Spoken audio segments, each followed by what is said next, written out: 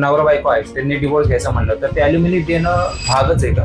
हा, घटस्फोट घेतला तरी तू दुसरं लग्न करायला मोकळा झाला इथपर्यंत ठीक आहे, पण जोपर्यंत ती दुसरं लग्न करत नाही तोपर्यंत तिला पालन पोषणाची जबाबदारी ही त्याच्यावर एक लमसम पोटगी दिली जाते. आता मग मी सांगितलं ना 3 लाख रुपये दिले लमसम पोटगी दिले आणि प्रश्न मिटवून टाकला. तसं बी आता होऊ शकतं आणि तसं नाही झालं तर मग आयुष्यभर तिला पोसावं.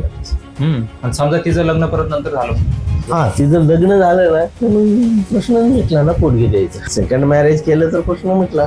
आणि पोटगी का देतात की बाबा ती तिचा खर्च भागू शकेल ह्याच कारणासाठी दिलं जातं. बरोबर आहे. जर आता असं झालेलं आहे, एखादी स्त्री जर काही मिळवत नाही, तिला नोकरी लागत नाही, ती अनएज्युकेटेड आहे, नोकरी करण्या लायक ती नाहीये, तर त्यावेळी तिला पोटगी ही मिळते. परंतु आताच नवीन रिसेंट मध्ये तुम्ही बी वाचलं असेल, ज्यावेळी पत्नी ही मिळवती असते त्यावेळी रूळ झाल्यानंतर किंवा त्याचा पगार आणि तिचा पगार काउंट केला जातो आणि मग त्यावेळी तिला पोटगी नाकारली जाते.